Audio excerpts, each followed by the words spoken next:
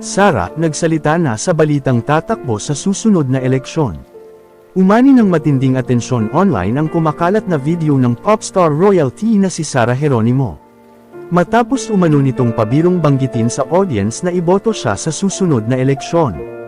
Dahil dito, agad itong binigyan ng iba't ibang interpretasyon ng netizens, at may ilan pang nag-isip na baka ito na ang simula ng kanyang pagpasok sa mundo ng politika. Ang nasabing video ay kuha mula sa isang live event kung saan bahagi ng kanyang closing spiel ang naturang pahayag. Sa clip, makikitang nakangiti si Sara habang kinakausap ang audience, tila isang light-hearted moment lamang na nagdulot ng tawanan sa venue.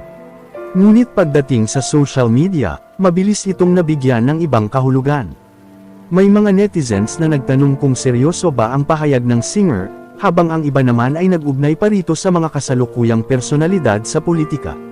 May haka-haka pa nga na maaaring ito raw ay isang paraan ng pag-endorso sa ibang kilalang personalidad na may parehong pangalan. Dahil sa lumalalang espekulasyon, agad namang naglabas ng opisyal na pahayag ang G Production upang linawin ang isyu at tapusin ang mga maling haka-haka. Sa gitna ng kanilang pahayag, nilinaw ng kampo ni Sara na ang kanyang sinabi ay isa lamang biro.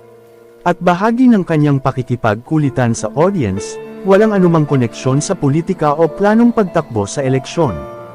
Ayon sa kanila, ang naturang linya ay isang spontaneous at masayang interaction lamang sa kanyang fans, at hindi dapat bigyan ng malalim o seryosong interpretasyon. Iginiit din nila na si Sara ay masaya at kontento sa kanyang kasalukuyang ginagawa.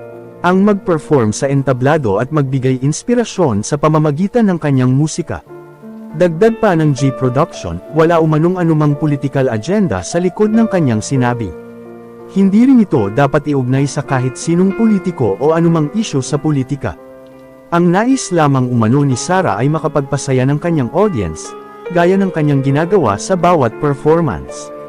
Sa kabila ng paglilinaw, hindi pa rin naiwasan ang samot-saring reaksyon mula sa netizens. May ilan na natuwa at natawa na lamang sa biro, habang ang iba naman ay nanatiling mapanuri at patuloy na nagtanong tungkol sa tunay na intensyon nito. Gayunpaman, malinaw ang mensahe ng kampo ng popstar royalty. Ang lahat ay isang biro lamang at walang dapat pag-isipan ng higit pa rito.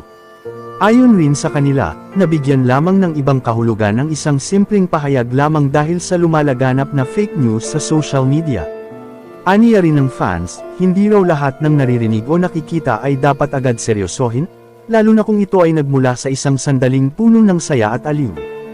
At para kay Sara, nananatili siyang nakatutok sa kanyang tunay na passion, ang musika at ang pagbibigay inspirasyon sa kanyang mga tagahanga.